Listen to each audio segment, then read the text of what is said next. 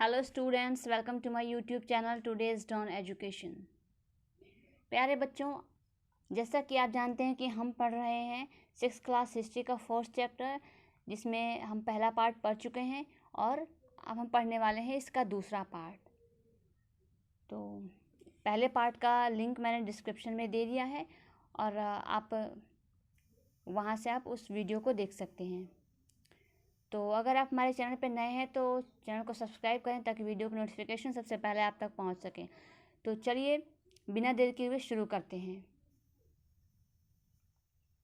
Last topic जो हमने पढ़ा था वो है नगर और नए शिल्प। अब जो हम पढ़ने वाले हैं नेक्स्ट टॉपिक है हमारा कच्चे माल की खोज में। ठीक है, तो इसको हम पढ़ने वाले हैं।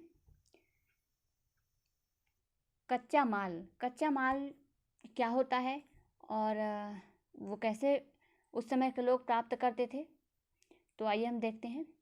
कच्चा माल उन पदार्थों को कहते हैं या जो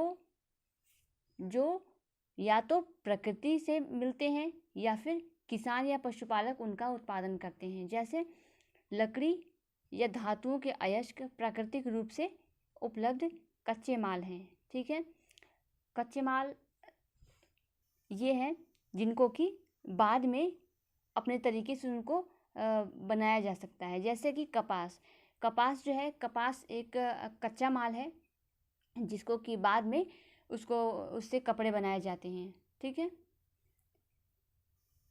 और आगे देखते हैं। हड़प्पा में लोगों को कई चीज़ें वहीं मिलती थीं, लेकिन तांबा, लोहा, सोना, चांदी और बहुमूल्य पत्थरों जैसे पदार्थों का वे दूर दूर से आयात करते थे। यानी कि हड़प्पा जो प्रारंभिक नगर है उसमें बहुत सारी चीज़ें तो उनको मिल जाती थी, लेकिन जो तांबा, लोहा, सोना और चांदी जो है, बहुमूल्य पत्थर, तो ये जो है उनको ईजिली नहीं मिल पाता था। इन चीज़ों का वो आयात करते थे। ठीक है, हड़प्पा के लोग तांबे का आयात संभवतः आज के राजस्थान से करते थे। ठीक है, जो आज का राजस्थान है, ये अंदाज़ा लगाया जाता है कि हड़प्पा सभ्यता के लोग जो थे ये तांबे का आयात राजस्थान से करते थे। ठीक है, यहाँ तक कि पश्चिम एशियाई देश ओमान से भी तांबे का आयात किया जाता था। ठीक है, तांबे का आयात ओमान से भी करते थे हड़प्पा सभ्यता के लोग।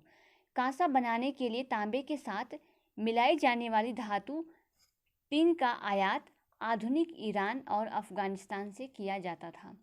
यानी कि जो कांसा है, कांसे को बनाने के लिए तांबे और टिन का मिश्रण इस्तेमाल करते हैं, जिसमें कि तांबा तो वो राजस्थान से लेते थे, लेकिन जो टिन है उसका आयात वो आज के ईरान और अफ़गानिस्तान से किया करते थे।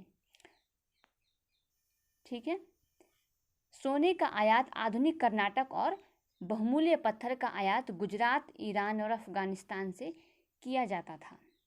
ठीक है दोस्तों, तो जो सोना है, सोने का आयात आज के भारत के एक स्टेट है जिसका नाम है कर्नाटक से जो है सोने का आयात करते थे, और बहुमूल्य पत्थर का आयात गुजरात से करते थे, जिसमें कि गुजरात के अलावा जो और देश हैं उसका नाम है ईरान और अफ़गानिस्तान। तो यहाँ से जो है ये सोने का आयात करते थे। ठीक है,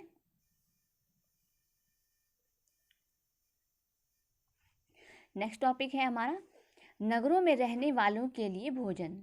तो जो नगरों में लोग रहते थे वो अपना भोजन कैसे प्राप्त करते थे, तो चलिए देखते हैं। लोग नगरों के अलावा गांवों में भी रहते थे। वे अनाज उगाते थे और जानवर पालते थे। किसान और चरवाहे ही शहरों में रहने वाले शासकों, लेखकों और दस्तकारों को खाने के सामान देते थे। ठीक है, यानी कि जो शहर थे वो पूरी तरह से गांव पर डिपेंड थे। ठीक है, और ये जो गांव के किसान और चरवाहे हैं, यही लोग जो शहरों में रहने वाले लोगों को जो है अनाज प्रोवाइड करते थे। ठीक है, पौधों के अवशेषों से पता चलता है कि हड़प्पा के लोग गेहूं, जौ, दालें, मटर, धान और तिलहन, सरसों उगाते थे। ठीक है, जो पौधों के अवशेष मिले हैं उससे क्या पता चला है कि हड़प्पा सभ्यता के लोग गेहूं से भी परिचित थे, जौ से, दालों से, मटर से, धान, तिल और सरसों से भी परिचित थे, और ये सारी फसलें वो उगाया करते थे। ठीक है, जमीन की जुताई के लिए हल का प्रयोग एक नई बात थी। ठीक है, हड़प्पा सभ्यता में हड़प्पा काल के हल तो नहीं बच पाए हैं क्योंकि वे प्रायः लकड़ी से बनाए जाते थे, लेकिन हल्के आकार के खिलौने मिले हैं। यानी कि हड़प्पा सभ्यता में जो जुताई का काम होता था वो हल से होता था, लेकिन उसका कोई अवशेष नहीं मिला है क्योंकि वो लकड़ी से बनाए जाते थे। तो लकड़ी तो नष्ट होने वाली चीज़ है, तो वो नष्ट हो गई होगी, इसलिए इसके कोई अवशेष नहीं मिले हैं।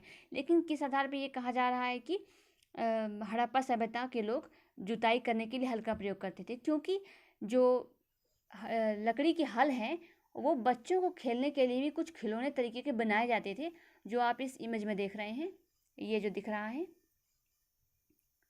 ये। तो इस तरह के कुछ खिलौने मिले हैं जिससे ये अंदाज़ा लगाया जाता है कि ज़रूर वो लोग हल से परिचित होंगे, तभी इस तरह के खिलौने वो बना सकते हैं। ठीक है, पानी का संचय किया जाता था और ज़रूरत पड़ने पर उसे फसलों की सिंचाई भी की जाती थी। यानी कि उस समय में लोग जो है पानी का भी संचय करते थे, यानी पानी को इकट्ठा करते थे, और ज़रूरत पड़ने पर जैसे सूखा हो गया, कभी बारिश नहीं हुई, तो उस समय पे लोग जो है जो पानी इकट्ठा करते थे उसी से वो लोग अपने खेतों की सिंचाई करते थे। ठीक है, आई एम श्योर आपको बहुत अच्छे से समझ में आ रहा होगा। अगर कुछ समझ में नया आए तो कमेंट बॉक्स में ज़रूर बता सकते हैं आप। चलिए आगे देखते हैं। हड़प्पा के लोग गाय, भैंस, भेड़ और बकरियां पालते थे। ठीक है, बस्तियों के आसपास तालाब और चारागाह होते थे, लेकिन सूखे महीनों में मवेशियों के झुंडों को चारा पानी की तलाश में दूर दूर तक ले जाया जाता था।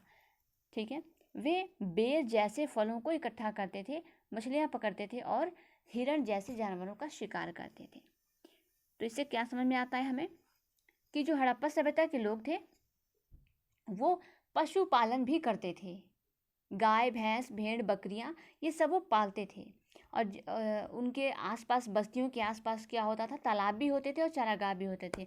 और कभी कभी जैसे सूखा पड़ गया या फिर कुछ ऐसी बात हो गई तो वो लोग चारागाह ढूंढने के लिए दूर दूर तक भी चले जाया करते थे। ठीक है, और वो मछलियाँ पकड़ते भी थे और जानवरों का शिकार भी करते थे। तो चलिए नेक्स्ट टॉपिक को देखते हैं। नेक्स्ट टॉपिक है हमारा गुजरात में हड़प्पा कालीन नगर का सूक्ष्म निरीक्षण। ठीक है, तो देखते हैं इसे। कच्छ के इलाके में खदिर बेत के किनारे धौलावीरा नगर बसा था। ठीक है, धौलावीरा नगर बसा था। वहाँ साफ पानी मिलता था और जमीन उपजाऊ थी। जहाँ हड़प्पा सभ्यता के कई नगर 2 भागों में विभक्त थे, वहीं धौलावीरा नगर को 3 भागों में बांटा गया था। ठीक है, धौलावीरा जो नगर था उसको 3 भागों में बांटा गया था, 3 भागों में बांटा गया था। ठीक है, इसके अंदर जाने के लिए बड़े बड़े प्रवेश द्वार थे, और इस नगर में एक खुला मैदान भी था जहाँ सार्वजनिक कार्यक्रम आयोजित किए जाते थे। यहाँ मिले कुछ अवशेषों में हड़प्पा लिपि के बड़े बड़े अक्षरों को पत्थरों में खुदा पाया गया है। ठीक है, यानी कि हड़प्पा सभ्यता में जो लिपि इस्तेमाल की जाती थी तो उनको जो है पत्थरों पे वो लोग खुदाया करते थे, तो जिसके अवशेष मिले हैं।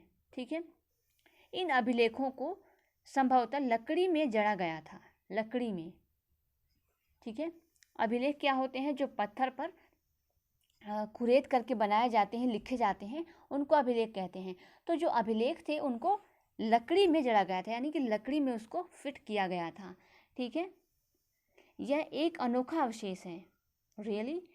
क्योंकि आमतौर पर हड़प्पा के लेख मुहर जैसे छोटी वस्तुओं पर लगाए पाए जाते हैं। क्या है? आमतौर पर हड़प्पा के लेख मुहर जैसे छोटी वस्तुओं पर लगाए जाते थे। यानी जो अभिलेख ये है जो उसको लकड़ी में जड़ा गया था, और यह एक अनोखा अवशेष है क्योंकि आमतौर पर जनरली ये पाया गया है कि हड़प्पा के लेख जो है मुहरों पर बने होते थे, और छोटी वस्तुओं पर ये मुहर जो है छोटी छोटी वस्तुओं पर भी लगाए जाते थे। ठीक है, ये पाया गया है। गुजरात की खंभात की खाड़ी में मिलने वाली साबरमती की एक उपनदी लोथल उपनदी के किनारे बसा लोथल नगर ऐसे स्थान पर बसा था जहां कीमती पत्थर जैसा कच्चा माल आसानी से मिल जाता था। ठीक है, यानी कि गुजरात में जो खंभात की खाड़ी है, खंभात की खाड़ी से एक नदी मिलती है, इसका नाम है साबरमती नदी। ठीक है, तो इसकी एक उपनदी थी, साबरमती की एक उपनदी के किनारे बसा लोथल नगर। तो साबरमती नदी के किनारे लोथल नगर बसा है। ठीक है, तो लोथल नगर एक ऐसा स्थान था जहाँ पर बहुत सारे कीमती पत्थर जो है कच्चे माल के रूप में लोगों को आसानी से मिल जाता था। ठीक है, यह पत्थरों, शंखों और धातुओं से बनाई गई चीज़ों का एक महत्वपूर्ण केंद्र था। यानी ये जो लोथल नाम का नगर है, तो लोथल जो है पत्थरों, शंखों और धातुओं से बनाई गई, यहाँ पे इन सब धातुओं से चीज़ें बहुत ही मिलती थी, या फिर हम इसको कह सकते हैं कि एक सेंटर था जहाँ पे ये चीज़ें बहुत ही अधिक मात्रा में मिल जाती थी। ठीक है, इस नगर में एक भंडार गृह भी था। ठीक है, एक भंडार गृह था। इस भंडार गृह से कई मोहरें और मुद्रांकन या मुहरबंदी किसे कहते हैं उस समय में? तो वो लोग क्या करते थे कि जब मुहर लगाना होता था तो गीली मिट्टी पर जो मुहर बनाया होता था, पहले उस सामान पर जो है गीली मिट्टी चिपका देते थे और उस पर अपने मुहर की छाप जो है उस लगाकर उसको दबा देते थे, जिससे कि जो मुहर होता था बिल्कुल उस मिट्टी पर छप जाता था। ठीक है, तो ये उन लोगों का जो है मुहर लगाने का एक तरीका था। ठीक है, तो इस भंडार गृह से कई मुहरें भी मिली हैं। ठीक है, तो आगे देखते हैं। यहाँ पर एक इमारत मिली है जहाँ संभवतः मनके बनाने का काम होता था। तो एक ऐसा बिल्डिंग भी मिला है, इमारत भी मिला है जहाँ पर मनके यानी कि मोतियाँ बनाई जाती थी। ठीक है, पत्थर के टुकड़े, अधबने मनके बनाने वाले उपकरण और तैयार मनके भी यहाँ मिले हैं। तो कैसे पता चला कि यहाँ पर मनके बनाए जाते होंगे? जी हाँ, तो इसका एक कारण है कि यहाँ पर ऐसी ऐसी चीज़ें मिली हैं, जैसे मनके बनाने का काम होता था यहाँ पर, तो पत्थर के टुकड़े, मनके पत्थर से बनाए जाते थे, पत्थर को काट करके और छोटे छोटे इसमें काट करके और उसको उसमें छेद करके उसमें धागे पिरो दिए जाते थे। ठीक है, तो इस तरह के छोटे छोटे पत्थरों के टुकड़े भी मिले हैं, और अधबने मनके यानी कि आधे अभी पूरी तरह से मोती वो बने नहीं हैं और आधा बना हुआ है, तो ऐसे मनके वहाँ पर ऐसी मोतियाँ मिली हैं। मनके बनाने वाले उपकरण, और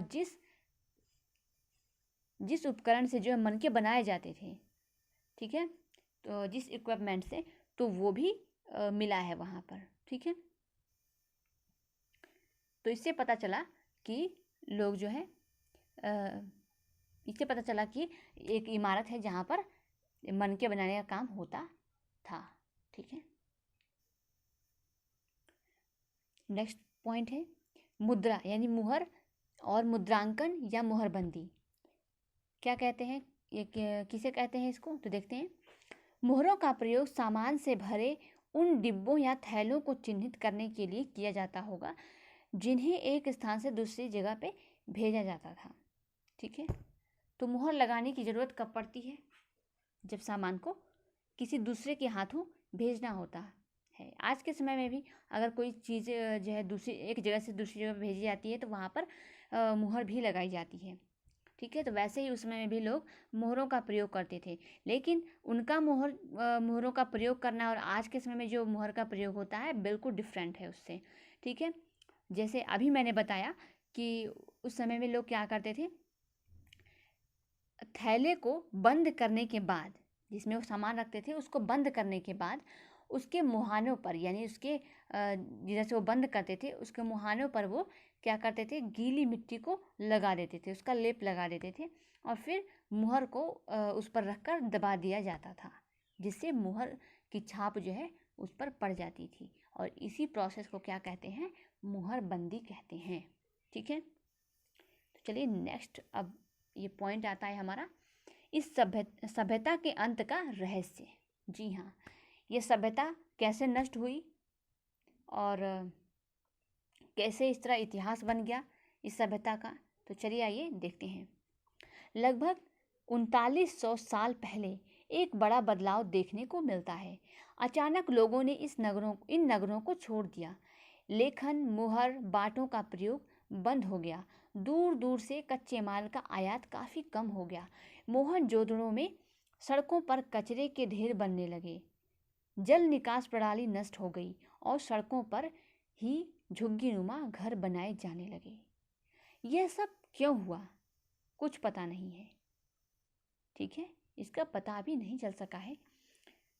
कुछ विद्वानों का कहना है कि नदियाँ सूख गई थी, अन्य और बहुत सारे लोगों का यह भी कहना है कि जंगलों का विनाश हो गया था। ठीक है, और इसका कारण ये हो सकता है कि ईंट पकाने के लिए ईंट की ज़रूरत पड़ती थी। इसके अलावा मवेशियों के यानी जानवरों के बड़े बड़े झुंडों से चारागाह और घास वाले मैदान समाप्त हो गए होंगे।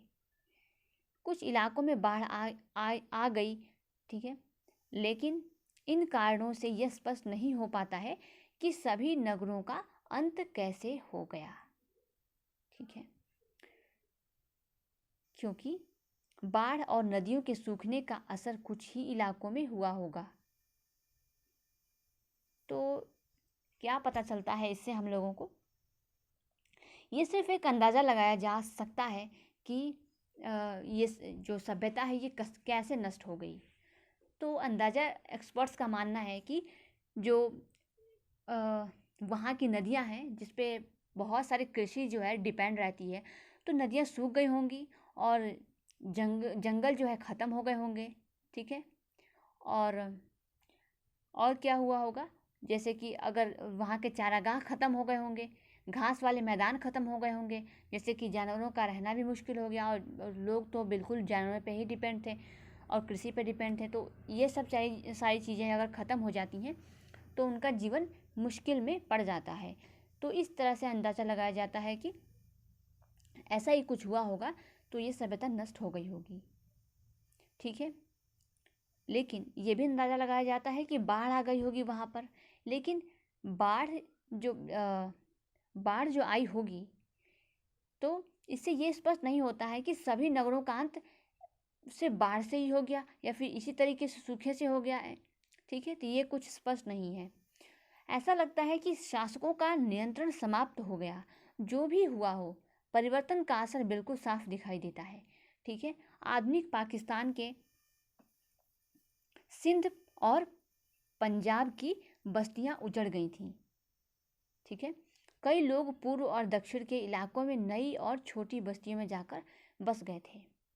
तो ये सब कुछ अंदाज़ा लगाया जाता है कि शायद ये हो सकता है कि चारागाह ख़त्म हो गए होंगे, जंगल नष्ट ख़त्म हो गए होंगे, या मैदानी ये जो है मैदानी इलाके जो थे जिस पर घास उगती थी तो वो ख़त्म हो गए होंगे, तो नदियाँ सूख गई होंगी, तो लोगों का वहाँ पर जीवन निर्वाह करना बहुत ही मुश्किल हो गया होगा। इस वजह से शायद ये हो सकता है कि लोग जो है अपने जगह को बदल कर दूसरी जगह पर जाकर छोटी छोटी बस्तियाँ बनाकर उसमें रहने लग गए होंगे। ठीक है, तो आज का जो सिंध पाकिस्तान है, पाकिस्तान का जो सिंध प्रांत है और पंजाब प्रांत है, तो वहाँ पर उजड़ी बस्तियाँ मिली थी। ठीक है, वहाँ पर उजड़ी बस्तियाँ मिली थी। तो इसके लगभग 1400 साल बाद जो है नए नगरों का विकास हुआ। इनके बारे में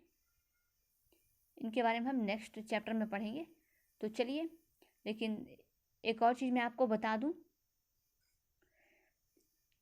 जो कि मैप है, यानी मानचित्र, जो कि मानचित्र को देखना बहुत ही ज़रूरी है, ताकि आपको याद रहेगा। ये जो आपको दिख रहा है, ये वाला एरिया, ये इंडिया का एरिया है, और ये जो आपको इधर का दिख रहा है, ये पाकिस्तान का एरिया है, जिसमें कि आपका आ गया मोहनजोदड़ो और सोतकाकोह, और ये है सिंधु नदी। ठीक है, ये है सिंधु नदी, और ये है गुजरात का धौलावीरा और सुरकोत का, और ये है चन्नूधड़ो। तो ये सारी जगहें हैं। और ये जो आपको दिख रहा है यहाँ पर, ये है लोथल। ठीक है, जो कि इस हड़प्पा सभ्यता का एक प्रमुख स्थान है। ठीक है, तो आई एम श्योर यह वीडियो आपको बहुत पसंद आया होगा। तो अगर वीडियो पसंद आए तो लाइक करना बिल्कुल ना भूलें। अगर आप हमारे चैनल पर नए हैं तो चैनल को सब्सक्राइब करें, ताकि वीडियो की नोटिफिकेशन सबसे पहले आप तक पहुंच सके। तो प्यारे बच्चों, फिर मिलते हैं एक नए वीडियो में एक नए टॉपिक के साथ। तब तक के लिए कीप लर्निंग, बी कनेक्टेड, और देखते रहिए टुडेज डॉन एजुकेशन।